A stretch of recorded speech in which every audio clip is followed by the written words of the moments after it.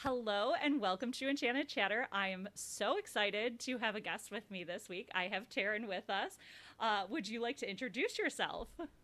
Hi, I'm Taryn. I'm so excited. I love Lorcana and I can't wait to talk about it with you all tonight. I'm super pumped. I reached out to you a little bit ago. I feel like a couple weeks ago, maybe, to schedule this, and we didn't plan that you would have something awesome to talk about. You had a killer weekend this weekend, and you finished first place in an Infinity tournament. Yes, it was a really fun weekend. The tournament was thrown by one of my good friends, Lorcana France. So I had to go support, and it ended up being like a really fun time. So And what deck were you playing this weekend? I was running Blurple, Amethyst Sapphire. Awesome. I love hearing that. That is a deck that I have had mixed results with. So I love hearing when people have success with it. Now, to be fair, my mixed results were after switching it to it at midnight the night before LDLC. So that might have been why we had mixed results with it. But sometimes it be like that. But I'm super excited to hear about your deck and how you built it for infinity in mind. So as we're talking, I am trying to pull it up for us so that everybody joining us can see it because you built a very good list, and we were even talking before we went live about one of the cards that you teched in. So I'm excited to go in and break it down and break down your tournament run. So let me try to be good here. I always joke that I'm half prepared, but also half not prepared, and will be like pulling things up as we're alive on stream. So let's get over here and all right. I will transition us over. Look how professional I can be sometimes. Okay, You reminded so me of matchups. you teched in a few old cards, a few old classics, and then I see a few new cards from our newest set here. So tell me kind of what you were thinking when you were putting together this deck. And also, if you net decked it, no judgment whatsoever. I net deck all the time. No, I net deck all the time. I love checking up on what people are playing and then trying to think of like ways to slightly counter. But so I would say that this was really inspired by Earlmeister originally. And then in the spot that the Elastigirl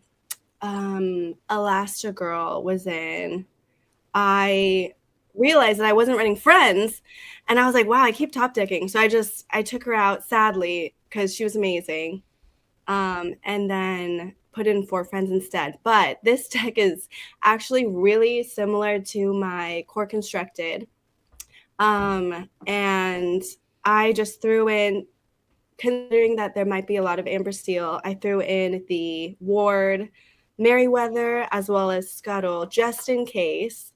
And then I did notice that there wasn't a lot of Cheshire really in the Infinity lists that I had seen, but I just thought with those big ward characters, it might be great to have some damage moving, like consistent damage moving versus like the bells moving it on the play.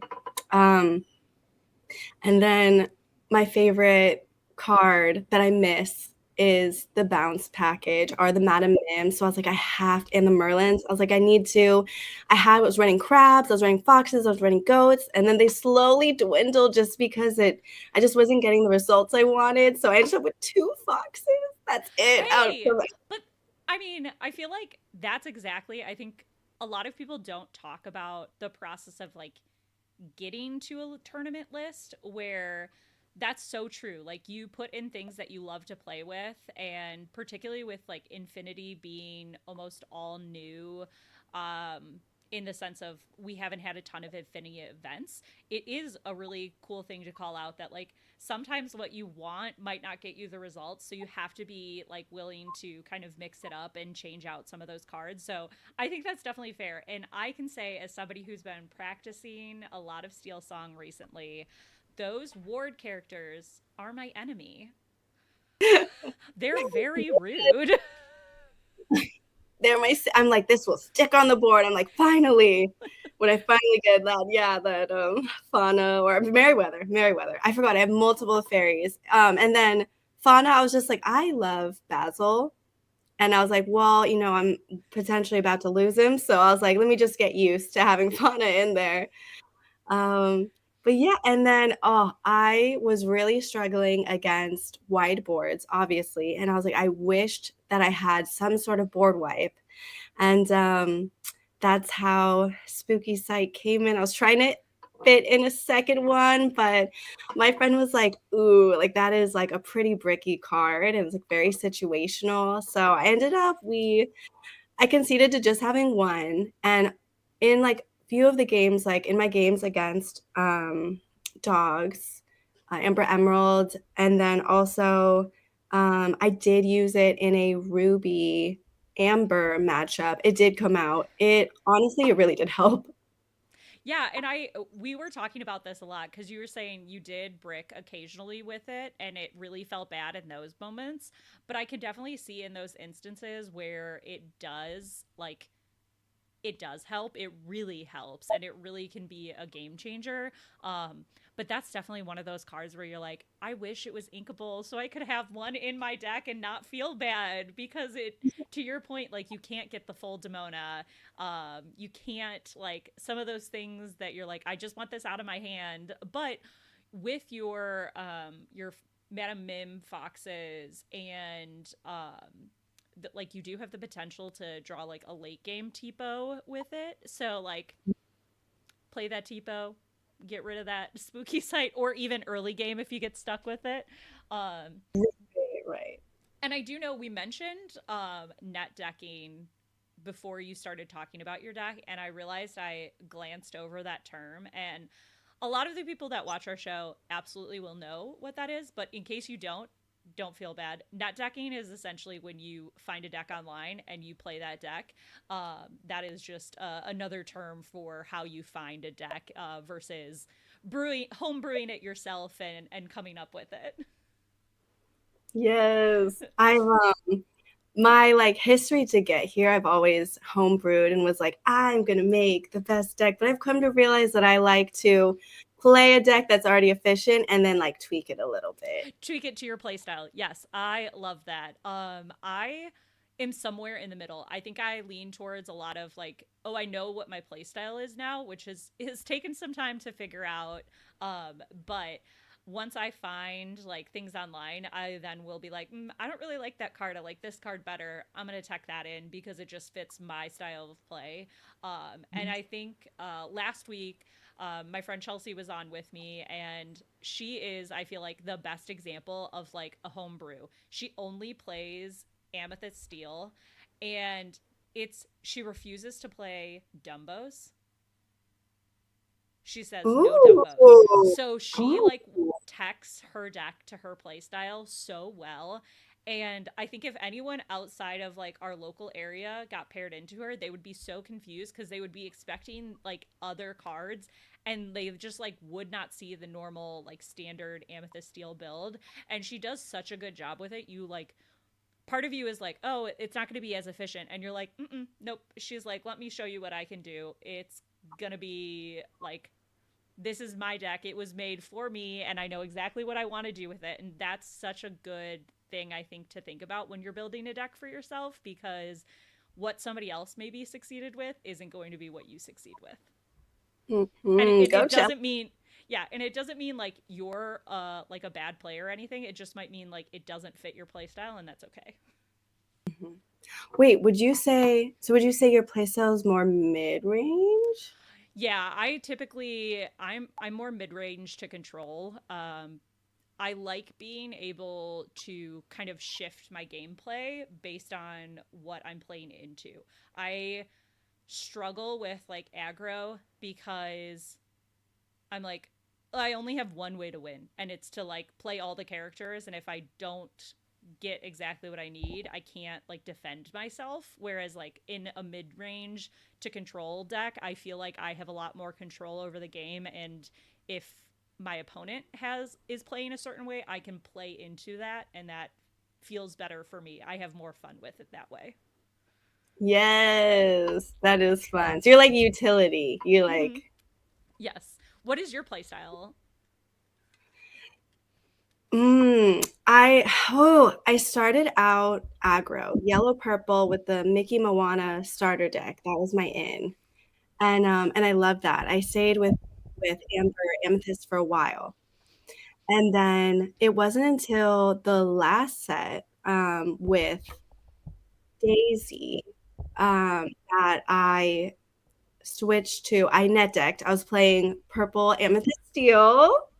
So I'm a big fan of that deck, and it brought me a lot of success. And I was like, wait, I think I love mid range. And then this last set, um, I decided to switch to control with Sapphire Amethyst, and it was learning Sapphire was definitely a little intimidating because, there's Sale, Tipo. I was like, what happens if I don't get it? I was like, I was freaking out, but I really enjoyed it, and I just haven't found a deck yet that I'm excited to try. So that's why I just still have um, Blurple with me. But I guess I would say I do like control, especially like with my like printed out my notes and like everything. I do like having a sense of like knowing what's coming and having like a set plan. And I also really love having a lot of ink. So I've come to realize, yeah, maybe That's maybe I do like fair.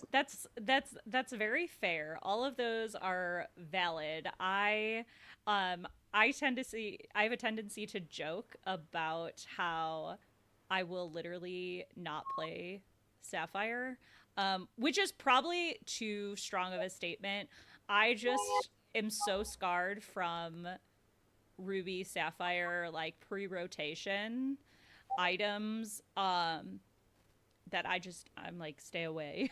But I do think it's a really as like as you get more comfortable with TCGs, and I'm not sure, I guess I should ask. This is a great question. When did you start playing Lorcana, and did you play any TCGs before Lorcana? this is my first TCG. And I think like we might have a similar history. So my husband played Magic Okay. and board games, and he really wanted me and his friends to play with him, so he bought us all starter decks for Magic. And I love competing, so it was fun. But it didn't stick. And then when Lorcana came out with set one, he got me my set one starter deck. And I made a joke about this weekend. When we would play, it was unsleeved. I didn't know that you could only have two colored inks, and I was usually eating Cheetos while we played. And Your we poor definitely cards. I know, I'm so embarrassed now. Okay, maybe sometimes I still do snack. I just love like I playing still games. and snacking. Yeah, no, I'm definitely still a snacker. I think that's probably why I'm triple sleeved on my cards, because I'm terrified to get them like to mess with them. So I can respect that. And you're Yeah. right. Yeah, this is my first TCG as well. So I would say I feel like aggro is such a great way to like get introduced to a TCG and like get your bearings, and then like you sort of move into the mid range, move into control, and like it's something that like you kind of grow into, and each of those you learn a new skill, and I think you kind of grow in the game itself, and it feels really nice because you're like, oh hey, wait, I can understand this. This isn't as hard as I thought it was like a year ago. Yeah. Oh, just wait. You're gonna try Sapphire, and you're never gonna go back. Oh no, don't put that evil on me. Oh, Oh, but we started chapter 1, but it was with my, like, rainbow deck and my, like, Cheeto fingers, and then we watched Atlanta, DLC, and I was still running Amber Amethyst, and I think Joshua Polt win, and I was like, "Wait, I can do that." That's the same colors, not the same deck at all, and we had pulled 2 Rapunzels, and I went and bought, like, full price 2 more Rapunzels, and I copied his deck, and I actually did really well because it was so different and, like, not a ruby amethyst deck at all, that I was and then I got addicted. I was like, "You know what? I love this feeling. I love, like, playing my cards," and yeah, that's so I started competing in, set 3 is when I finally went to a locals and was like, "I think I could do this." that's awesome.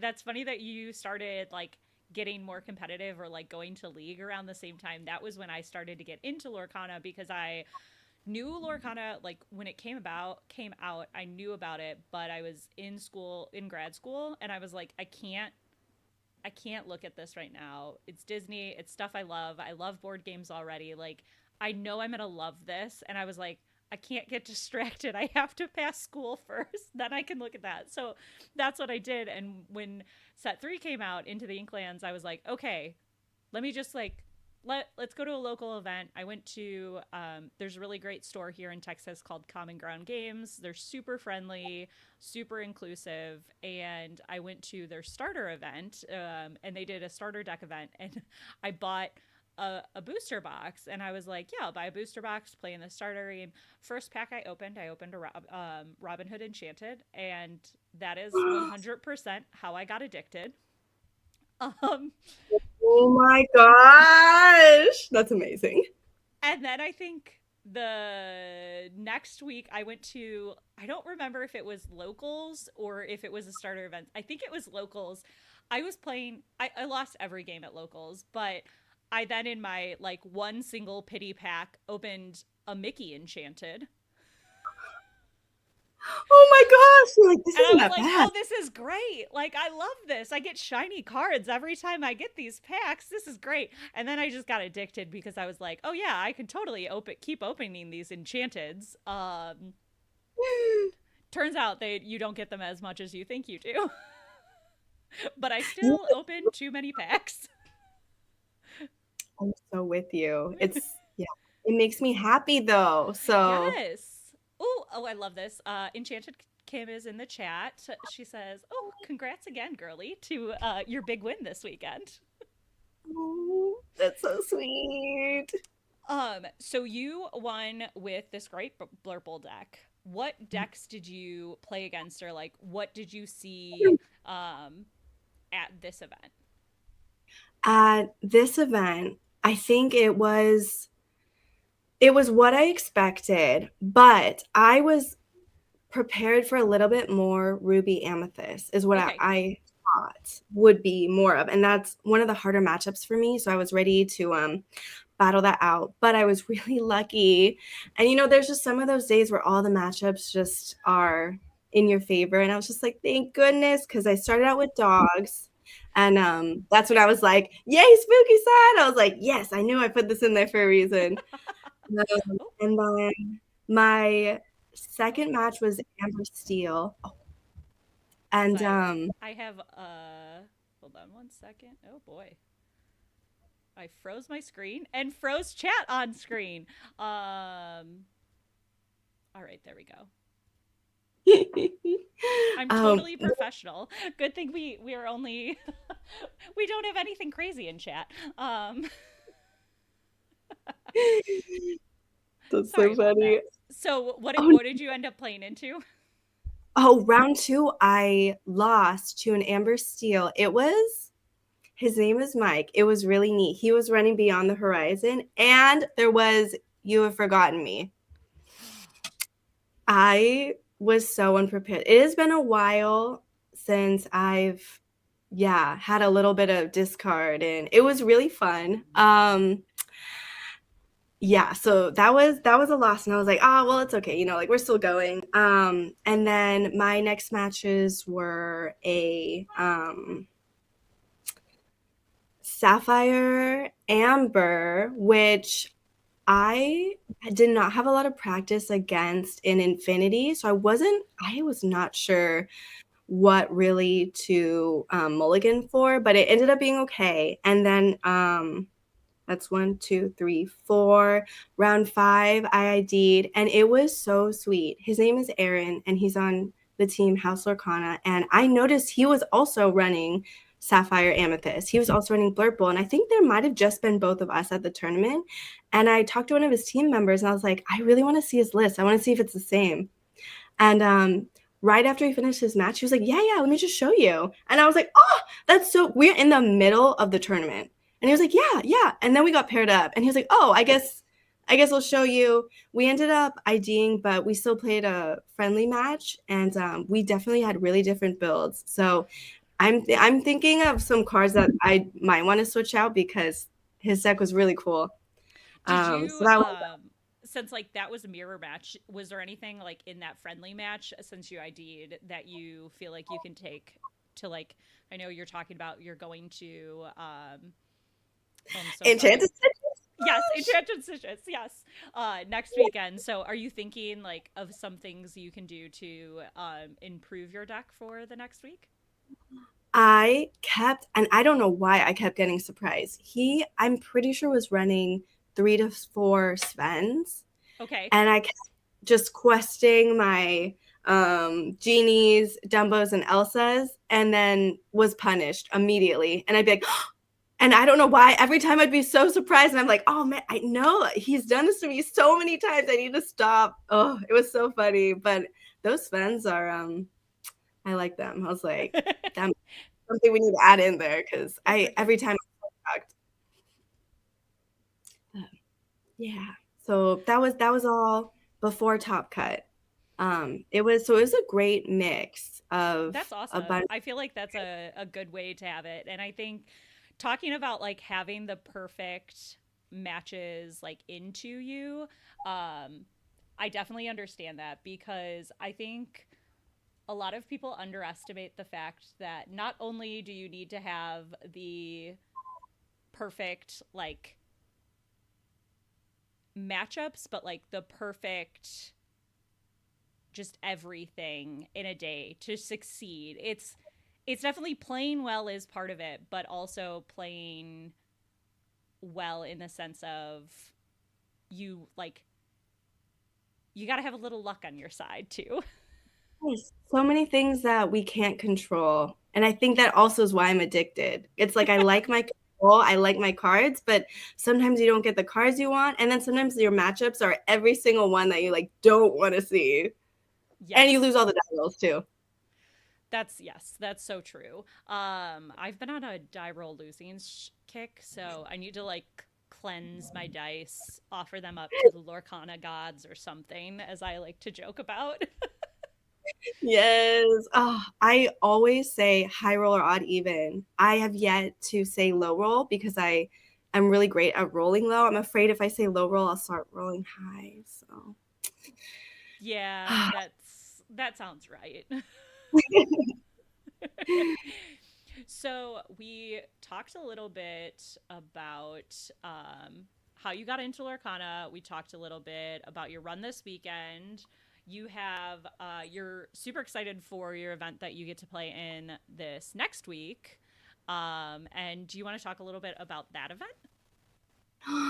oh my goodness. Okay. So there is an Instagram page, Enchanted Citrus Clash, and there are so many things besides the Infinity event, which is Saturday. There's also Core Constructed on Sunday, but there's so many artists going to be there. There is a cosplay contest. There's, I believe, trivia. Like everything's on the Instagram page. Ooh, I love that. The Yes, the thing that most caught my eye is my husband is an artist, and there's like an artist off. It's like an art competition. Ooh, Yes, where the artists are, I think, giving a prompt. I need to read this again on Instagram, but the gist I got was they're giving a prompt and you're gonna draw and they're gonna judge. And I'm just really competitive. I was like, that sounds like fun. Um, That but sounds yeah, like so much fun.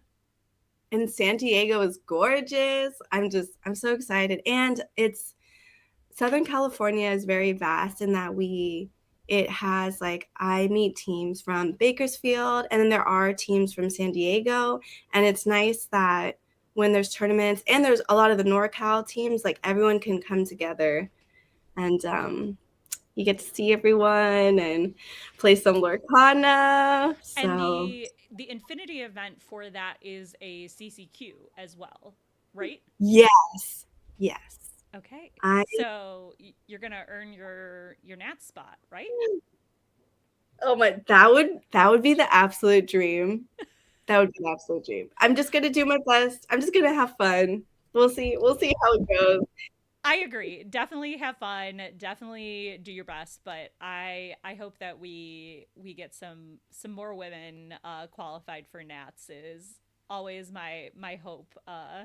There's never enough until we've got like 50%. Even we could make it like 80-90. I'd be happy then. I would love that.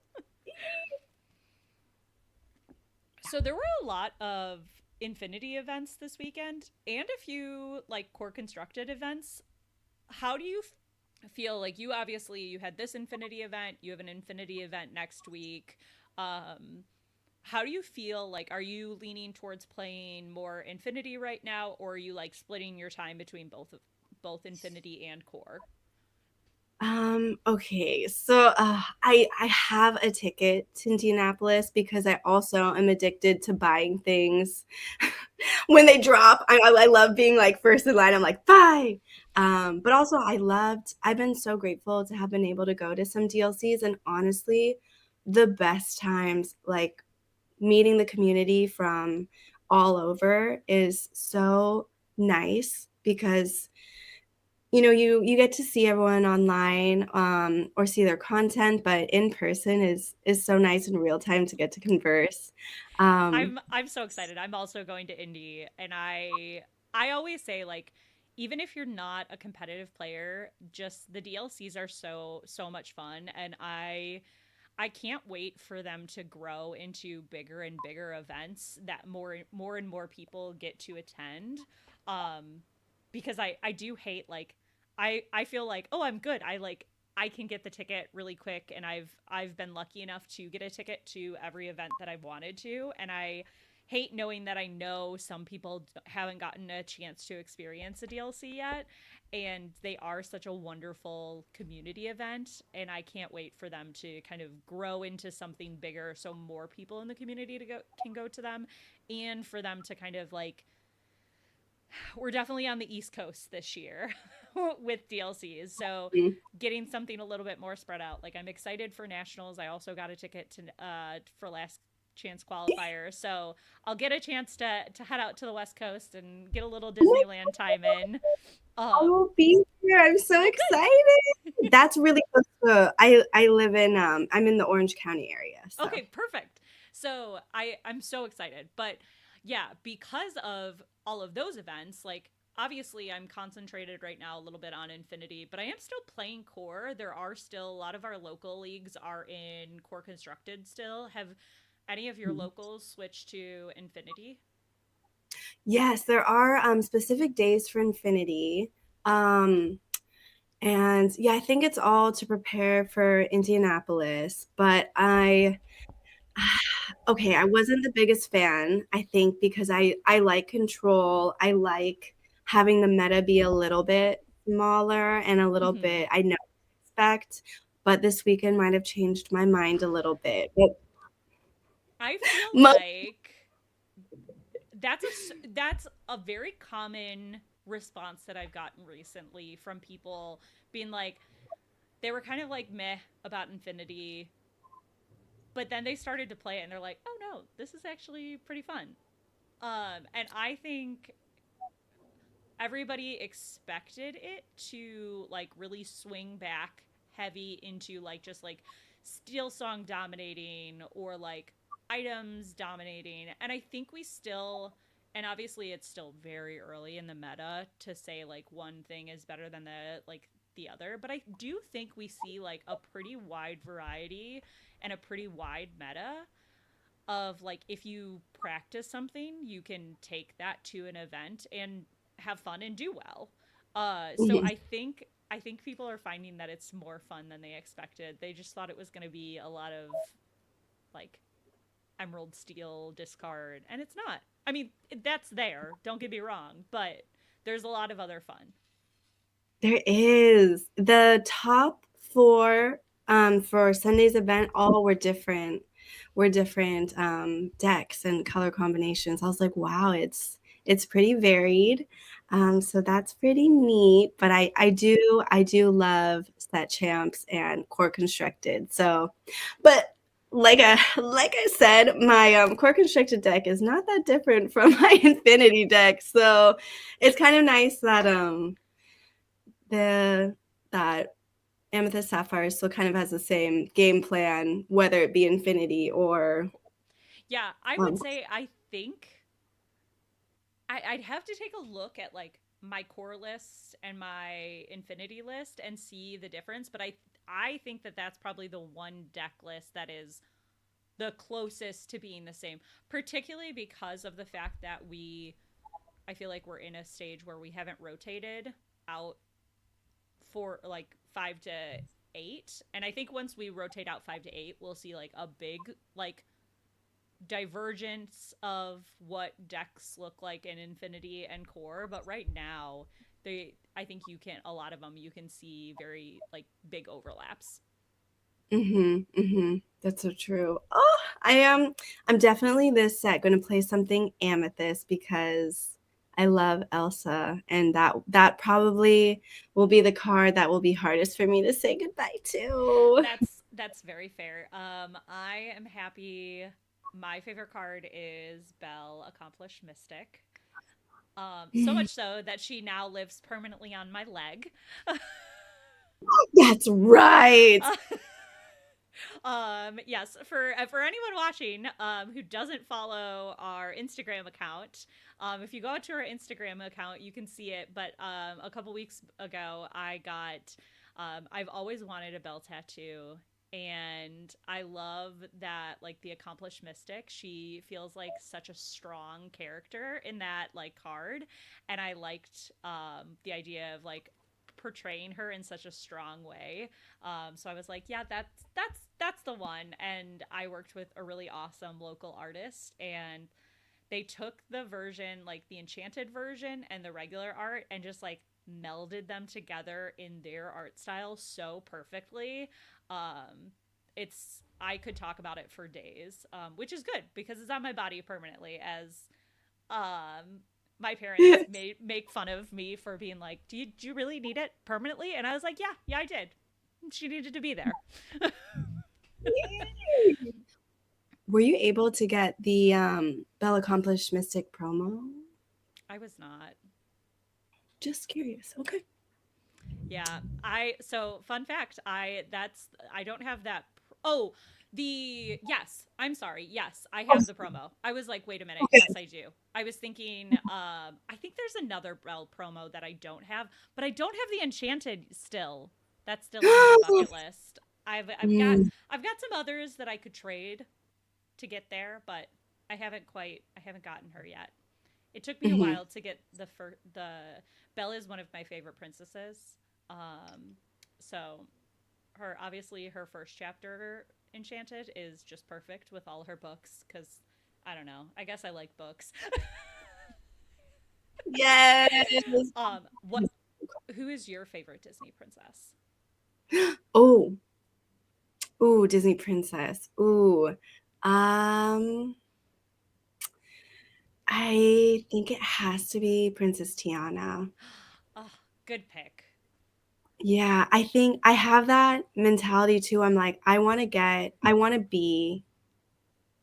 better at Lorcana. I want to become a stronger player. And so I'm like, if I work hard, I think I can do it. So I love that she's also like, if you work hard, the things that you want can happen. So she I inspires.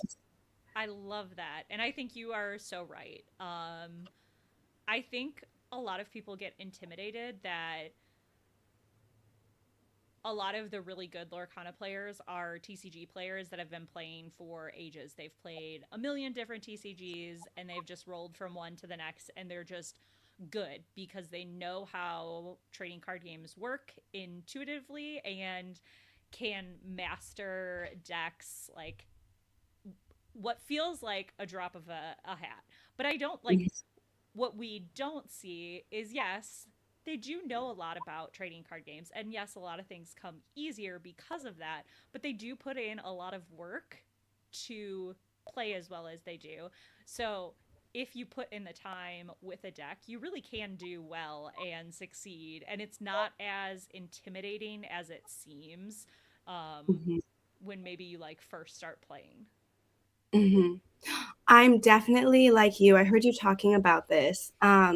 I usually will pick one deck for a set and just grind and learn the ins and outs that set so that I know when set champs come that I'll be able to cover up my bad matchups, hopefully by using the skills and the practice that I have. And then my good matchups, I'll know exactly what to do and know the lines and be ready.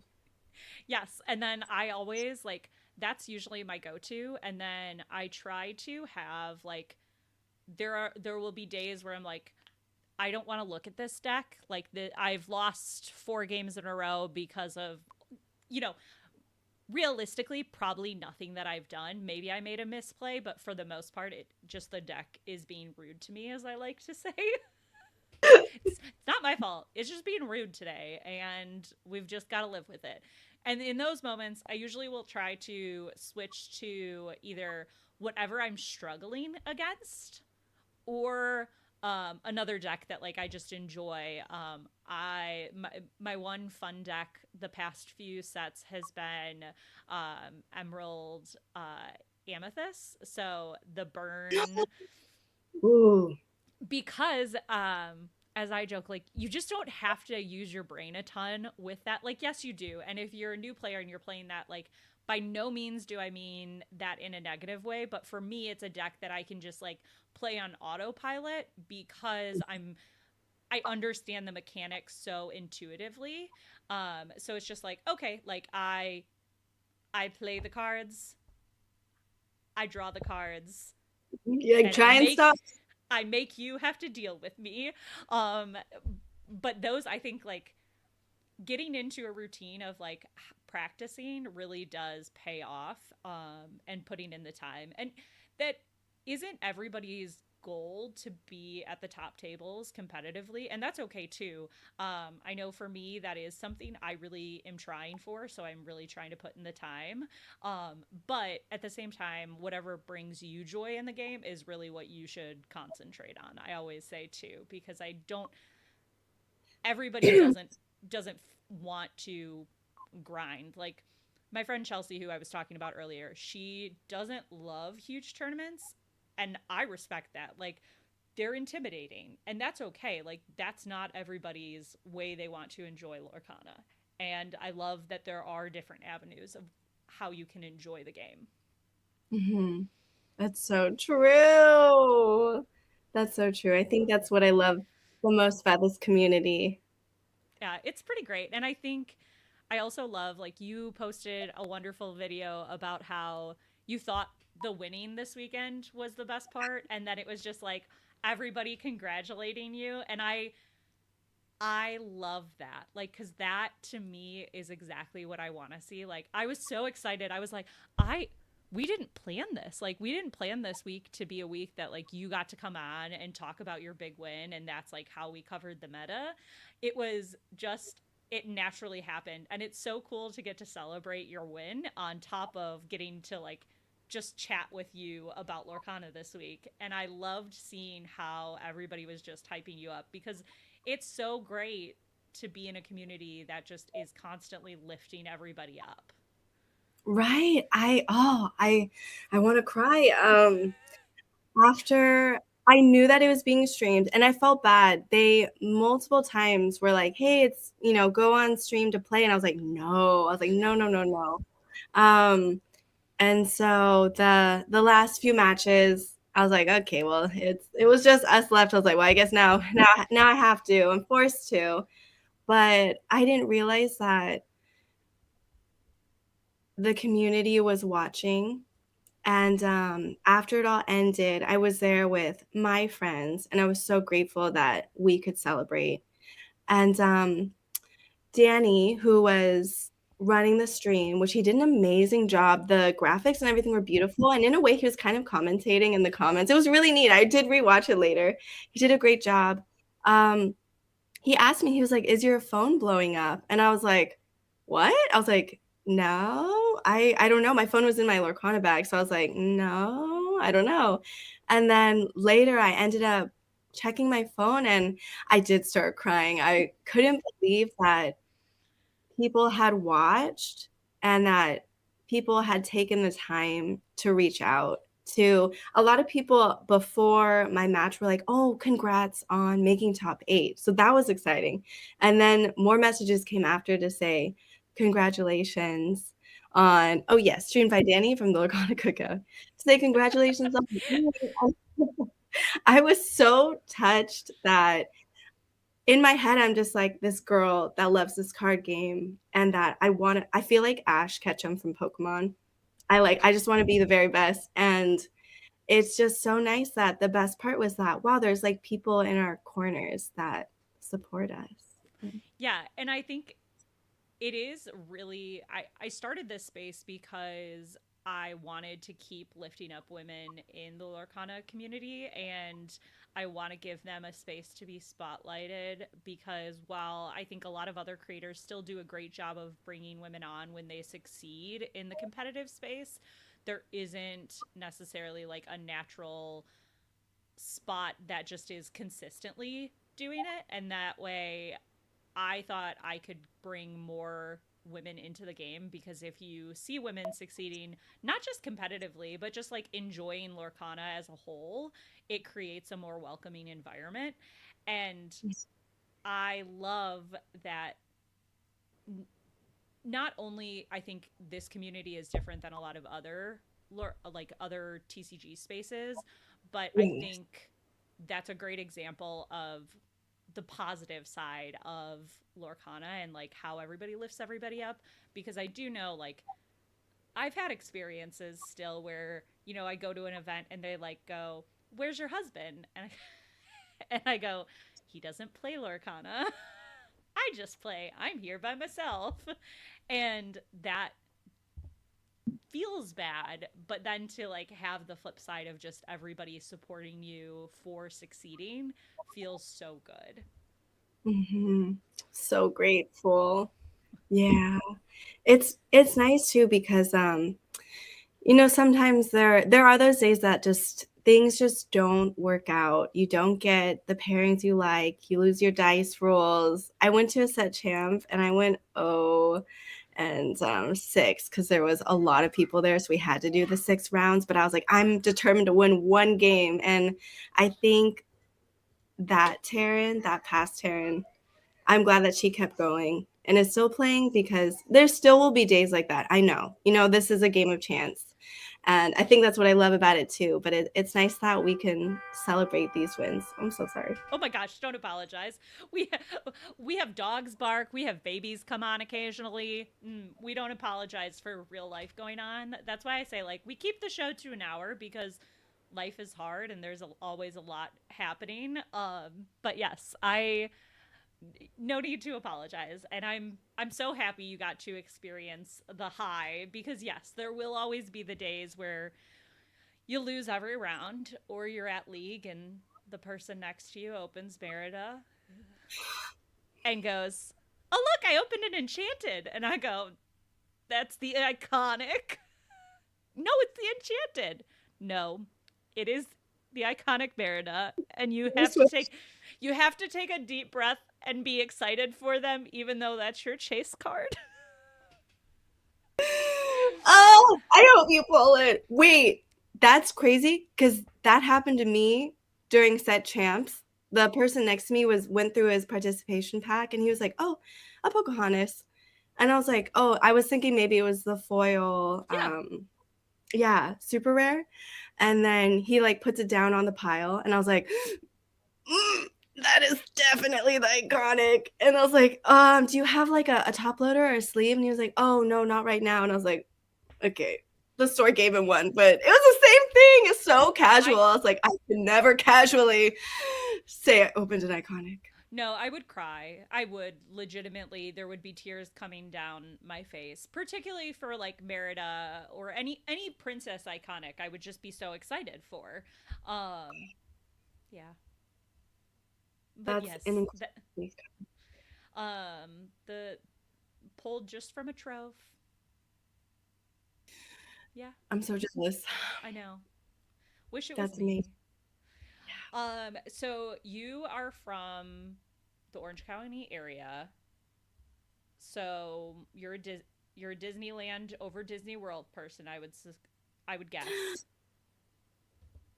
Wait, do you betray your own side of the The few times that I've been lucky enough to go to Disney World have been some of the best times ever. It's so different. They're so different. It's hard to compare, but Okay, see, I honestly, accept that answer. If you say you can't pick, I would respect that because I constantly make that argument because like I grew up going to Disney World and as an adult have been lucky enough to go to Disneyland and I feel like they're very different experiences that I don't feel like it's fair to compare the two because they're just like the vibe is different. Both are good. I will say the castle in Disneyland leaves a little bit to be desired, but to be fair, the man ran out of money building it. He wanted it to be bigger. so true. A little underwhelming, especially after going to, yeah, other parks. You're like, oh, Do you have a favorite ride at Disney World or Disneyland? oh my goodness. Okay. Disney World. We went the week that Tron opened. Ooh. And we did not realize it was just happened to be my spring break. And so while I was trying to get on the virtual queue, there was one for Guardians and Epcot, and we were like, we do not know what that is, but we'll get on it anyway.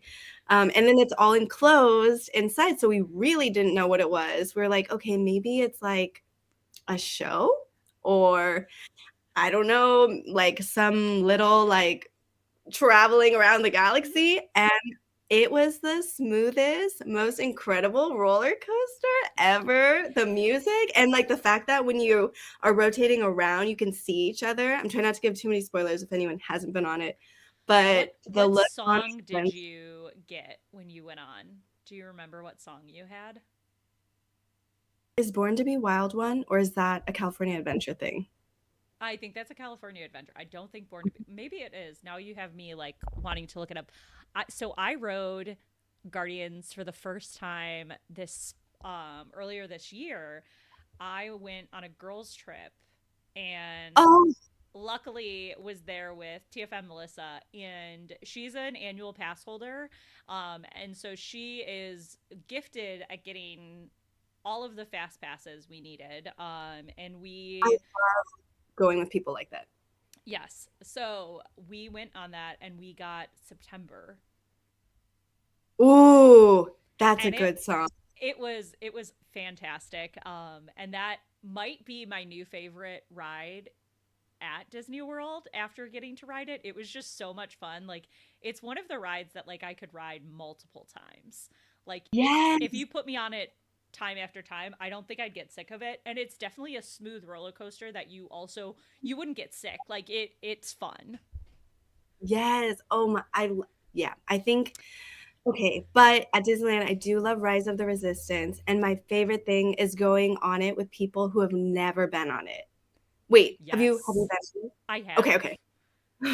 There's just, it's so Yes, exciting. There's just it so many is. like Little like new things. details and everything. Yes, I love. And also, We've got Lorcana Dad in the chat saying Disneyland is better than Disney World. However, Epcot is awesome, which that's fair. Like, I accept the opinions. I don't always agree with them, but I accept them. And as long as you acknowledge Epcot is pretty great, it's pretty awesome. And then Lorcana Fran is in the chat as well, giving you a good shout out. I can't wait to see Enchanted Citrus Clash. I'm so Yes, we've definitely been hyping it, which I love. I always am good about hyping. Oh, wait. You just reminded me. I'm so sorry. Okay. I know last week you were talking about the Merida mat. yes. I just wanted to show you. Yes, you have a foiled one that you won. Oh my gosh. I don't know if you can see this, but Oh, I'm sorry if yes. there's more, Oh, no, but it's so good. It's so perfect. it's still in its like container. I've Oh, been trying to take really good care of it, but I love it so. it's so pretty. So, my question for you is, are you going to play with it or are you going to frame it? Okay, I'm like you. I like playing with my shiny cards, Yes. much to my husband's disappointment. And also, he always brings up that I like eat Cheetos when I play. So, yeah, I really want to play with it, but I want to get matching accessories. So right now, all my colors are red. That's my favorite color. So I I think I mean, need to go gold green. I respect that because everything has to match. Yes, it makes me happy. It's my own space, like rolling out Yes. all my things. Yeah. I'm in agreement of that. So I just got a new mat this week, and I'm mad because it's not. I actually might go grab it. Hold on, I'm gonna roll over to the side so I can go run and grab it because Yes. But yeah, my foiled designs, so pretty. Love. There's so many like details. there's so many good. Okay, so that is so perfect because I was looking at the mat and I was like trying to visualize what the best way to foil it would be, and Lorcana Fran absolutely hit it out of the park with that. It's perfect. It highlights exactly the things that I wouldn't have even thought to highlight on the mat perfectly. But so a few God, it's been a few months now. A few months back, I found a reel on Instagram of a quilted Magic the Gathering playmat. And my mother-in-law is a huge quilter. So like we have gorgeous quilted blankets all over our house from her. But I asked if she could make me a Lorcana playmat, and she No. made me this adorable Beauty and the Beast one. Oh And my gosh, that's so cute. it's so sweet. They're like she looked up exactly like cuz Oh, just like my parents, like she doesn't know much about Lorcana, and she went and bought Lorcana cards from Target to make sure like the place where like the discard pile and my where my deck would be, it would be stitched the right size. So like the stitching is like the actual size of a card. So you know where to put your cards on the mat. And it's just, she has like the two areas for like dry cards and ink and everything. And it's just, it's perfect. It's adorable. And if you get Cheeto dust on it, you can just toss it in the wash. that is amazing. And it's like easy to travel, huh? Yeah. You can just like roll it up and You could fold it, you could roll it, you could do whatever. that is so neat. That is so cute and so sweet that she took the time to make sure all the details are Yes. perfect. Yeah. So I this will be my new playmat that I play with, and I'm very excited about it. But I do love I have to get different like accessories that match it too, because that's what I was like. Ooh, I have like a big set of dice in like every color for that reason. Because whenever I switch um out playmats, I have to you have to match your accessories. It's very like that's also why my deck boxes are glitter deck boxes so that they always match whatever playmat I'm playing with. That's pretty neat. That's pretty neat. Oh, I've only had pretty much one deck box that my friend Gretchen gave me. Honestly, my whole setup, because I was playing no sleeves, like playing on a table, just like all willy nilly. All of my setup is pretty much given to me from like the best people. Oh, And I also, love that. That makes it like a little, it makes it special because then every piece is like that friend that helped you get into the game and like build exactly. you up into like the player you are today. So I like that a lot as well. Yes, and it saved me from looking like an embarrassment when I go to league. Um, to anyone watching, if you haven't been to a league, you can look like an embarrassment. It's okay. Everybody will help you out because the first time I showed up to league, I know I had sleeves and I had sleeved. It was definitely a starter deck because I had no idea like ink. I had no idea Dreamborn existed. I knew nothing. And I rolled up and I got my butt kicked. But then everybody was like, "Hey, do you need some cards? Here's my bulk." And now I understand why you can give away bulk so easily. But at the time, I was like, "This is the nicest thing ever." Yes. Oh my God. Okay, no. In my core constructed bag, I have extra sleeves. I have extra dice from like all the tropes. I have extra cards. I have snacks. I'm prepared. And so I have like a separate infinity bag now, I guess. I was just like, oh, whatever. It's for this weekend. And I was so unprepared. I feel so bad that my sleeves were old and yeah, I had to fix that. But normally I am way better prepared and I like bringing extras for anyone that might need it. So I'm gonna have to switch. I'm just gonna make it. I'll just bring all the decks. I'll bring it all together. It'll be just my Lorcana backpack. I won't separate the two anymore. I that is something that I need to work on. I have been like switching from bag to bag, moving things because I'm playing core and infinity now. I'm like, oh, what do I keep? It like I need to keep Right. too many decks because typically when I play core at league, I try to always have like my competitive deck, but also like a more fun core deck that if someone brought like someone was a newer player, I don't want to play a meta deck against like a newer player. Like it to me, locals isn't just like about winning. I want like who I'm playing to have a good time too. Like, yes, I want to win because I get more packs then, but if I'm playing a new player, I would much rather prefer to like play a deck that helps them learn too, so that they'll come back week after week. Because the more people that play, the better for the community and the local stores. So I have two decks, so now I'm like, oh, I need a fun core deck and a fun infinity deck and my normal deck. I was like, all right, well, traveling with four decks now.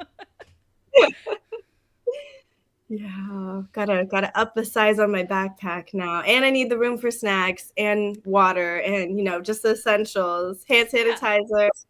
Ugh. I will say I finally caved and got one of these hand sanitizers. Oh my gosh. Oh my gosh. I have the mini. Oh, you got the mini? Oh, I saw that that came out and it's so cute. Okay, so I'm gonna be real with everybody who's watching. They're overpriced. Yeah. They're overpriced, but it's worth it. The hand Yes. sanitizer smells good. It smells better. It doesn't dry your hands out. And this just fits in your bag better, I feel like. That's my biggest thing is it fits in the bag better because I also have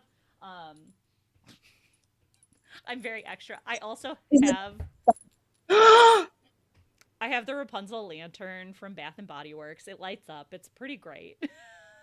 That one too. But Oh, it's I big. that Like it's collect. pretty big and bulky. This fits into my TCG bag much better. Cuz I have like little pockets in a part of the bag that it just like slots into just Yes. yeah. Um so I understand the you got to have all your things in your bag. I love. Yeah, especially for the long tournament days. Mhm. Yeah. What is your favorite snack on a long tournament day? Okay. I always bring snacks. This is really bad. I think I get a little bit anxious, but I'm so lucky that my friends and my husband, when I go with them to tournaments, they make me eat. But I think I get so anxious that like I just can't eat. But one That thing that I can usually eat is a protein bar. no, that's I feel like that's a really common thing. I know I've talked to like Mo Shamblin, who I mean, world competitor. I played Emerald Amethyst for a very long time. And whenever I see him or on social media or anything, I get very starstruck. Um, Mo is probably one of the nicest humans I have ever met. Like genuinely, like, and I don't say that like so. Okay, next DLC because I'm pretty sure he's going to Indy too. And if he isn't going to Indy, I know he's going to Last Chance qualifiers. I will introduce you to him because Okay, wait. he is so That is nice. His wife is amazing. Both Mo and Mandy are like two of my favorite humans. They were so nice. I went up to an event in their area last summer, and I'm going again to the Sharp Gaming event. That's the CCQ later this summer. They're wonderful. I love them. Um, but wait, he that's talks so about he's super open about the fact that like he has a lot of anxiety on tournament days and like he struggles with eating. So that's a real thing. Like that's totally normal. I feel like that's such a like easy thing to stress and like your stomach's like kind of in knots, like not yeah. I don't want to say like don't be anxious on a tournament day because I don't think that's like a realistic thing to say. Like just don't do it. Because as somebody who struggles with anxiety, it's like somebody saying don't have anxiety. I would love to not have anxiety. Yeah. Um, but I think it is important to find something that you can eat because eating is really like a really big thing that you need to do, particularly throughout a big yes. You use you burn so many calories at like a big event and you don't even realize it because you're just using so much like brain power at a like a card tournament and you that sounds really silly but it's true so having good snacks is always a good time. My current go-to snacks is Nature Valley has these wafer bars right now Ooh. and one is a peanut butter and chocolate, so not a healthy choice. Like I'm not fooling anyone. It's not healthy, but it's so good. It tastes like a Nutty Buddy bar. They're That so sounds really good. good. But I because it's Nature Valley, I'm like, ah, this is healthy. That sounds so good. I'm gonna have to look into that. Wait, I have to tell you though. Okay, I was so lucky to go to DLC Milwaukee, and I saw that Mo was there. And at the time, I was running Amethyst Emeralds, and I was so lucky that Fran and Phil, Lorcana Fran and Judge Phil, were there, and they also have talked to him. They're like, "We'll introduce you," but I was like, "I can't. Oh no! Like, no, no, no, no."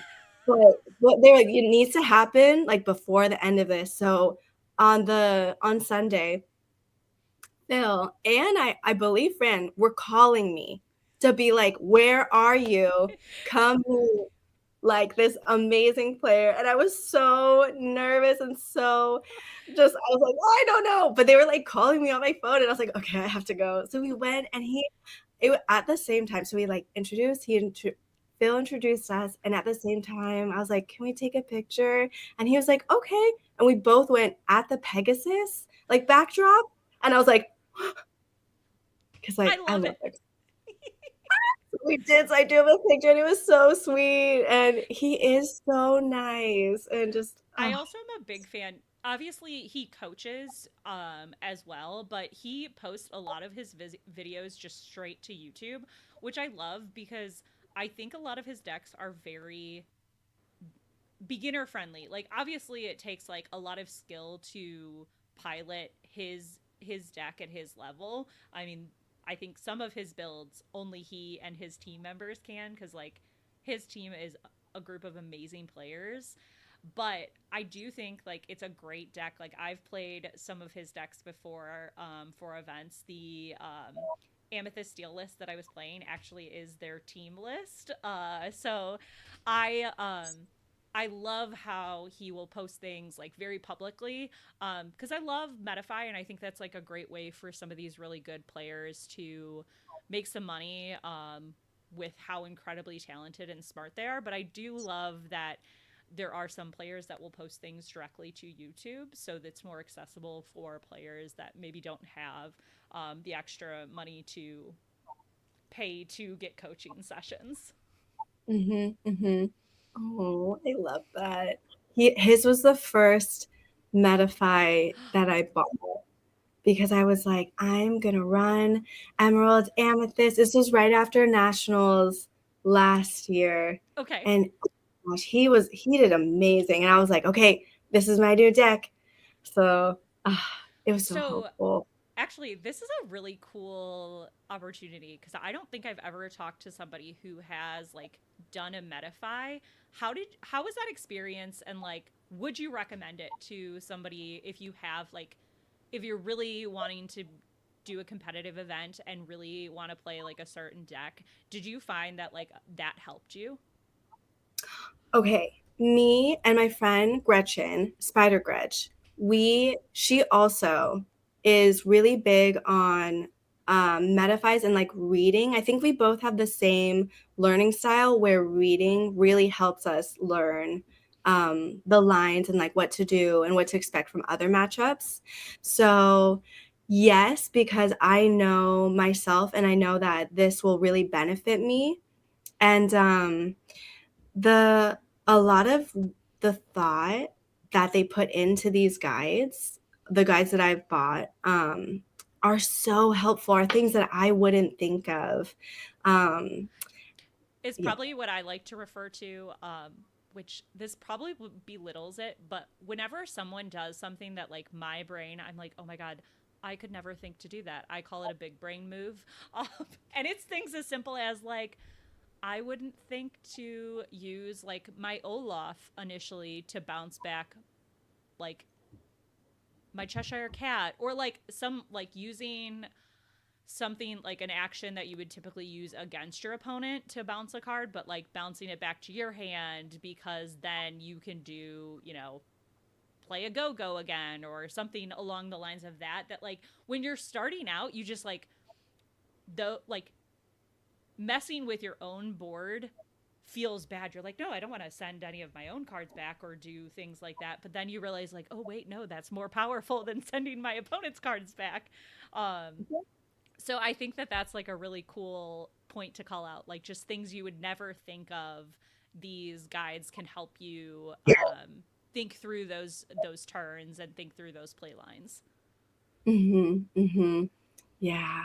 Wait, really quick funny story because you brought up Go-Go. Honestly, probably MVP for a lot of my games when I was playing Emerald Amethyst. But one of the first times I was ever paired up with Fran, she was running Amber Steel and she was running Chen Po, the bodyguard, the really big body. And I just was laughing while we were playing because we were fighting over that damage. I wanted that damage to Go-Go, and she wanted that damage to Rapunzel. And so this poor Chinpo was just in the middle of the board, and I was like swinging into it to Go-Go, and she was like, "Oh, Rapunzel," because obviously I wanted it to stay Okay, yeah. so I could use it. And she just be like, I'm gonna draw three, like thank you. And I'm like, but we were like fighting over it. And then that's when I was like, wow, this girl's a fierce competitor, but also we had like so much fun. But I still remember that because Go-Go, love Go-Go. I love that. There if you I feel like I have so many moments where I can be like, oh, that was my favorite moment.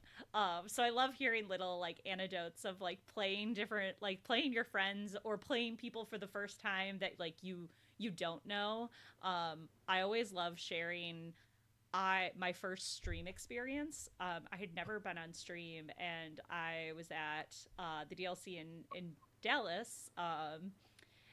And round one, I got paired into the Rat, who had won in Chicago the whole DLC. He won it. And I was already freaking out that I got paired into him, and I hadn't been playing that long, so I was like, well, I'm dead. And then they were like, he's like, you might not want to unpack. They're probably going to call us for stream. And I was like, excuse me? No. So yeah, my first ever streaming experience was DLC Dallas against the Rat. I played Steel Song. He was on Emerald Steel. But genuinely one of like the nicest people. But at the time I was like terrified because I'm on stream. I've never played on stream. This is really like only my third big event that I've played in. So still like a very new player.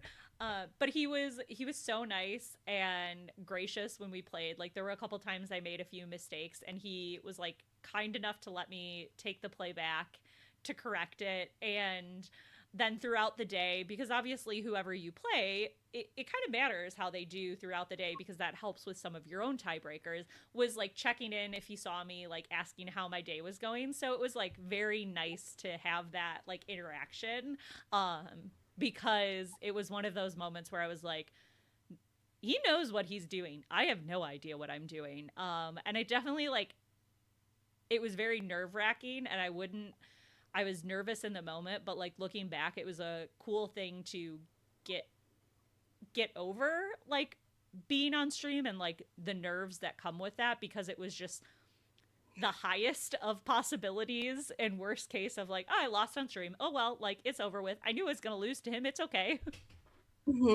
Oh, that that is a crazy first stream. But it was like, it ended up being like a good experience. So that's what, like, whenever anybody is like nervous about being on stream, I always will share that with them because I'm like, can never be that bad. That makes me feel a lot better. Oh, And now. also, I don't think your nerves about being on stream, at least personally, I always still think no matter how many times you've played on a stream, I think you still get a little nervous because particularly at those big events, Twitch is mean. Chat is mean. Anything you do is wrong. Like I think JDZ says this a lot. He's like, chat's never lost a game. And that's the truth. They act like they have never lost a game in their life. That's so true. Oh, that my first stream was, and that's so funny because I'm very hesitant. I always am like, no, but Judge Phil was like, representation. And I was like, okay. So we went, and I was so grateful though. It was because JDZ um was commentating with Shane, and so it was like two people that I really look up to. But I already knew it was against Lorcana Spins. I was running Amethyst Steel at the time, and I knew he was running Blurple. I knew he was running Amethyst Sapphire. So I was like, I don't want to go on stream and like I already know I'm pretty sure I know how this is gonna go down. But it was a good experience because like everyone was really kind, and it was a good like icebreaker. And you know what? I was like, you know what? I lost. I've lost on stream now, so the pressure is. I was like, it's kind of nice to lose the first time you're on stream because, like, all right, I've done it now. Okay, it doesn't feel as bad now. I like it's all good. Yeah, yeah. Oh, I okay, you know what though? But now I'm gonna think of you if I'm ever asked to go on stream again and be like, okay, at least this is I'm not like blindsided at a DLC in the beginning rounds. Mm-hmm. But Yeah. also, I always say, like, to your, like, to Judge Phil's point, like, I am always like, any of my like casters now, because I feel like I've become friends with a lot of them. They'll always be like, "Do you care if you get pulled for stream?" And I'm always like, "Yep, pull me. I don't care," because I love whenever any like female players get pulled and get to be on stream because it does like it makes my heart happy. I know like Rebecca's talked about it before, her experiences of talking to younger players, and like getting to see yourself in the player who's playing is such a powerful experience. So that's Mhm. always for the greater good, even if it scares the crap out of me. That's so true. Oh, that's so true. Because whenever I see um a female on stream playing, I'm always like, get You him! do Like, it. Get it. oh, Do it. Do it. this is fun. Oh, Yeah. that's so true. Well, we have gone over time a little, which I mean, I feel like whenever I have a guest on, I always go over because we have so much fun chatting. It was so fun to finally get to chat with you, and now I'm even more excited for DLC Indie to get to meet you in person. And I am so grateful that you said yes to being on the show today. I would love for you to hype your own channels and where everybody can find you next. Oh, I mean, my name is Taryn. I was not very original when I was doing the like even Melee or the Play Hub. I was like, oh, put in your name. I was like, I put in my name. So it's just Taryn. But I guess my socials are my name, Taryn, and then Cambot, Kambot.